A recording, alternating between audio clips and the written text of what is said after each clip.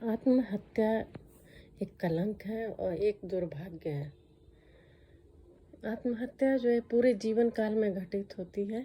आत्महत्या जैविक, आनुवंशिक, मनोवैज्ञानिक, समाजशास्त्रीय, सांस्कृतिक और पर्यावरणीय कारकों के जटिल अंतरापृष्ठ यानी आपसी संबंधों का एक परिणाम है। मतलब इसमें जैविक, आनुवंशिक, मनोवैज्ञानिक, सांस्कृतिक, सामाजिक और पर्यावरणीय सभी कारक जब मिल जाते हैं तब आत्महत्या की प्रवृत्ति आती है। इसमें प्राकृतिक आपदा से तबाही, हिंसा, गाली या नुकसान और अकेलेपन से गुजरना, ये सब आत्महत्या को उत्साहित करता है। इसमें क्या होता है कि व्यक्ति समस्या समाधान नहीं कर पाता, टाइम मैनेजमेंट नहीं हो पाता है और इमोशनल अभिव्यक्ति करने में उसे कठिनाई का अनुभव होता है। और उसे जब कोई रास्ता नहीं दिखता है तब उसे एक ही रास्ता दिखता है, आत्महत्या करना। पर आत्महत्या सॉल्यूशन नहीं है, इसकी रोकथाम जरूरी है, इसकी रोकथाम करना चाहिए। तो कोई व्यक्ति अगर बार बार इस तरह से करने को उत्साहित हो रहा है तो उसकी पहचान करनी चाहिए। लोग को तुरंत ध्यान देना चाहिए कि वो ऐसा क्यों बोल रहा है। इसलिए हमें अति संवेदनशीलता की पहचान करना चाहिए और उसके तरफ जो व्यवहार हो रहा है उस पर गौर करना चाहिए कि वो ऐसा क्यों कर रहा है।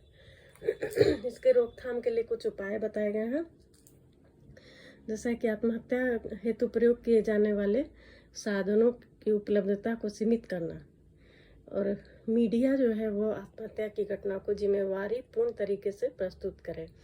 उसके बाद शराब पी करके भी बहुत आत्महत्या होते हैं, उस पर रोक लगाना, संभावित व्यक्ति की शीघ्र पहचान, इलाज और देखभाल सुनिश्चित करना, आत्महत्या के बारे में पता करने और रोकथाम करने संबंधी कर्मचारियों को प्रशिक्षित करना और जो व्यक्ति आत्महत्या का प्रयास कर चुका है उसकी विशेष रूप से देखभाल करना और सामुदायिक सहयोग उसे उपलब्ध कराना चाहिए।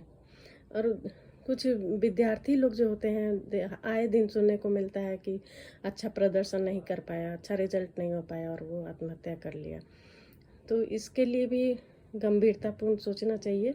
देखा जाता है कि सामान्य क्रियाकलापों में अभिरुचि कम लेता है, ग्रेड का कम होना, प्रयास में कमी, कक्षा में दुर्व्यवहार या रहस्यमयी तरीके से अनुपस्थिति, धूम्रपान या मद्यपान और शराब के नशे का प्रयोग करने लगता है। तो इसके लिए विद्यार्थियों के आत्मसम्मान को बढ़ाना चाहिए, उसकी सकारात्मक पहचान विकसित करने हेतु जीवन के सकारात्मक अनुभवों को बताने पर जोर देना, इससे आत्मविश्वास बढ़ता है। शारीरिक, सामाजिक और व्यावसायिक कौशलों के विकास हेतु अवसरों को उपलब्ध कराना, विश्वसनीय संप्रेषण स्थापित करना, मतलब उसकी बातों को ध्यान से सुनना और उसको कॉन्फिडेंस में लेना।